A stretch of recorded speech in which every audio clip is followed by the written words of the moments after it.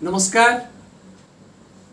शिशु मानकर शब्द भंडार आ भाषार विकास पाई आमे जेकोसी गोटे प्रसंग को नहीं शिशु सह वार्तालाप कर द्वारा शिशुर कथन शैली विकास होता है। ए प्रकार वार्तालाप को आमे नियोजित वार्तालाप कही। यही प्रसंग रे आज रथयात्रा संबंध रे नियोजित वार्तालाप रखुची। मु जेपरी रथयात्रा संबंध रे वार्तालाप करी आपण माने घरे मध्य शिशु सह से भली वार्तालाप करेंगे। ताले आरंभ करुची वार्तालाप। रथयात्रा रथयात्रा आषाढ़ मास शुक्ल पक्ष द्वितीया तिथि रे पालन करा जाए। रथयात्रा दिन प्रभु जगन्नाथ बलभद्र आ भौणी सुभद्रा रथरे बसी माउसी घर को जाई थान।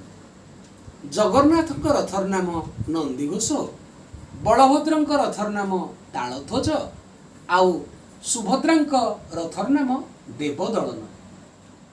आगरे बलभद्र रथ तालध्वज, ता पछरे सुभद्रा रथ देवदलन, आ शेषरे जगन्नाथ रथ नंदीघोष रथ गड़ी जाई थाए।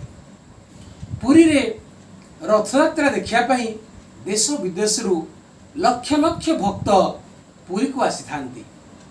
घंट शंख हुलहुली शब्द रे चारिआडे कंपी उठुथाए। मझिरे मझिरे भक्त माने जय जगन्नाथ बोली कहू थांती। ए रथयात्रा खाली पुरी रे नुहे देश विदेश रे मध्य पालन करा जाए। गाँ गंडारे मध्य रथयात्रा को महा आनंद रे पालन करा जाए। पुरी रे प्रभु श्री जगन्नाथ मंदिर को श्रीमंदिर बोली कहा जाए। ताले आमे समस्ते ए रथयात्रा निश्चय देखिथिबा। तो आपण माने शिशु सहित एई भली घरे वार्तालाप करिवे। एमती वार्तालाप करिवा द्वारा शिशु अनेक शब्द जानी थाए आ शिशु मध्य किछि किछि वाक्य कहवा आरंभ करे। आशा करुछि आपण माने निश्चय एई भली घरे शिशु सह वार्तालाप करिवे। नमस्कार।